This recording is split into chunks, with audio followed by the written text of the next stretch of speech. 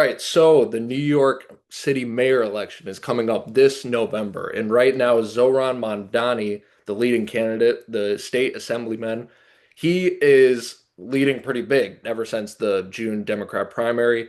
He's been up, some polls have him at 50%, which would win him an outright majority, no matter who the candidates are. 40%, but if there's four major candidates, 40% is likely going to be enough. So it's still 3 months out. We'll see, what happens, but right now he is definitely the favorite. And when I talk about politics, we used to talk about it like earlier in the show's history, and then now that we're back from the break, I want to talk about it a little bit. I don't do endorsements. I don't really want to share a ton of my political opinions here unless if I think it's like absolutely warranted. I want this to be, a show for debate, but like I just feel like that type of content is so toxic right now. But what I wanted this to be is about like the strategy and the numbers. So like this video will be about the strategy, maybe another video if I'm talking about a close race, it's like, well, we'll talk about the numbers. Is it likely they'll win by 2% or whatever, right? That's what I want this to be for because I find the number side of it interesting. I find sort of the politics side of it sort of toxic. And you guys come this to be an open show, not really to hear me ramble on about politics. But again, if I felt like I really wanted to say something, I would. But that's not the main focus of this channel. So don't really do endorsements and don't want to get super into it. I don't speak for everybody on this channel. Some people may, share more, but that's just what I'm interested in. So, this is the best, who is the best candidate in the field? We're not going to do hypotheticals like Trump moves back to New York or some random celebrity runs or some like good candidate. Let's say, AOC, Alexandria Ocasio-Cortez, she decides to randomly run. Like, we're not doing like fantasy scenarios. We're just going to work with the candidate, like realistically, like which candidate out of Andrew Cuomo, the former governor of New York, Curtis Silva, the Republican running in the race, and then out of Eric Adams, the former, not the former, he's the current mayor right now of New York City. So out of those guys, who actually has the best chance? And Zohran Mamdani, not everything is bad about him. I was actually reading some of his website, like, he wants to expand mental health programs. I don't see a lot of politicians talk about that. He wants to crack down on stingy landlords and stuff like that. But some of his policies, and again, I don't want to go way into my opinion, but you got to wonder, it's almost like the Michael Scott meme, like, when he was promising all the kids free college, like, how are you going to pay for that? And, I was reading his website. I didn't see a ton of details on that, so we'll see, more comes of that. But, you know, and I think if you were to ask me right now, I think it's more likely than not that Zoran will win. I would even put it at like a 90% chance.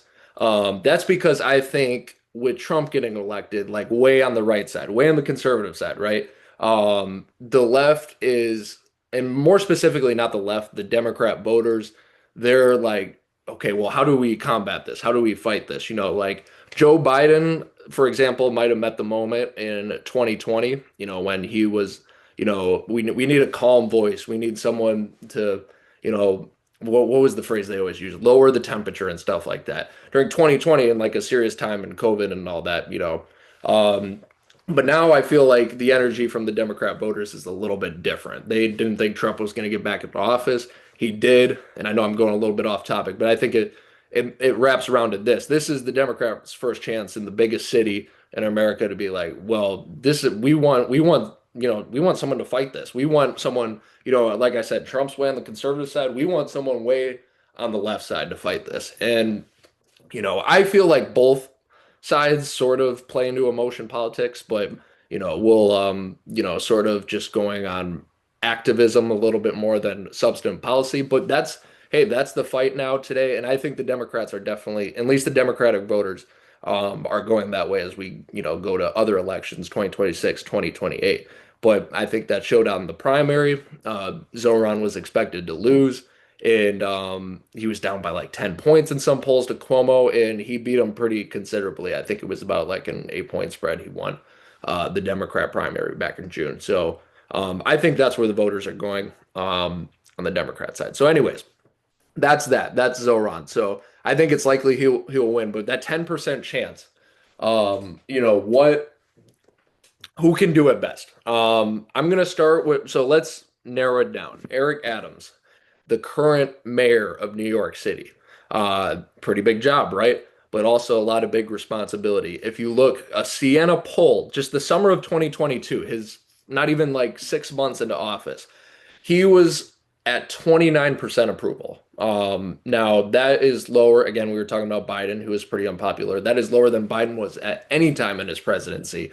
29% approval. And then it gets even worse. If you look at a recent poll, March 2025, Quinnipiac did a poll in New York City. Only 20% approved of Eric Adams. 20% approved. I believe it was like 68% disapprove or something like that.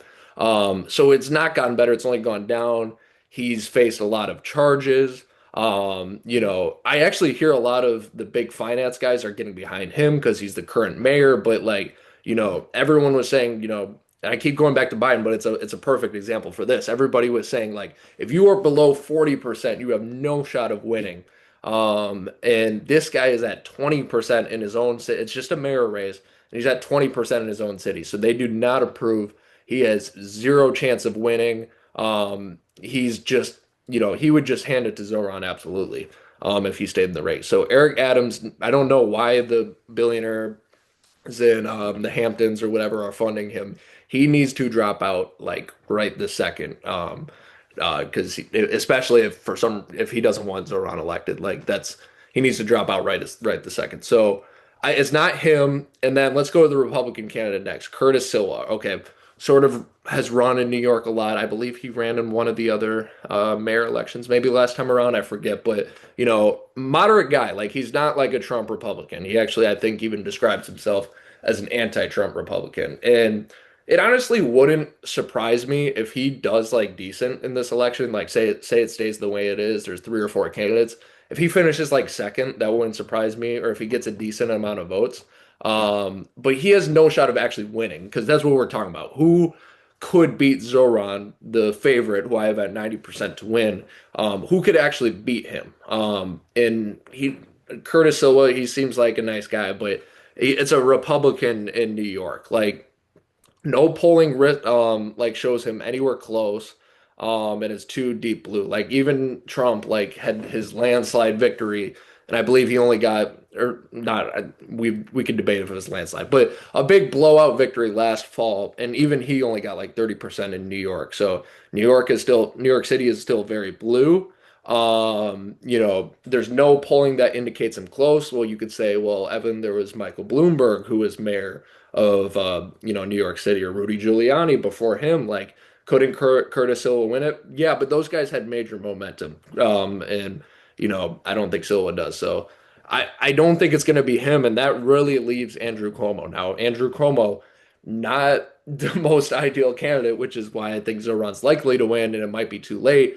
But he's the only one with an actual shot. So he has loads of scandal. He had to resign in 2021. I guess he again, from what I remember about the complaints, he was too handsy with women. They would sort of back up. He would like creep a little bit closer. I didn't super dive into that, but that's what I remember them covering about at the time.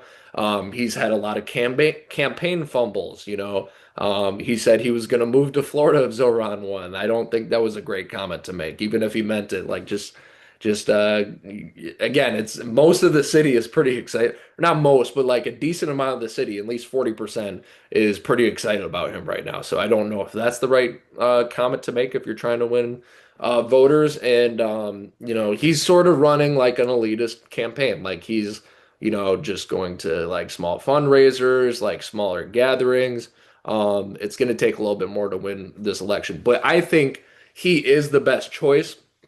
Yes, he lost the primary. It's weird that he's running independent now, but he did only lose by 8 points. And, you could catch that. Say if Adams dropped out, say if Silva dropped out, I think out of them, it's reasonable 8% could possibly go to Cuomo. Sure, some might go to Zoran, but I feel like if you look at these four candidates, none of them are really like Zoran. So I don't think Zoran's going to pick up a lot of votes from that. I think Cuomo would definitely benefit if Eric Adams and Curtis Silva dropped out of the race. I think there's no question about that. So I think it's going to be a tough hill. Zoran will probably gain even more people that didn't vote in the primary too. So you got to consider that. He's got momentum. He's got like 4 million followers on social media. But I think Cuomo would be the best chance to take him down. Again, not an endorsement or anything. I just think strategic wise, he's the only one who makes sense left.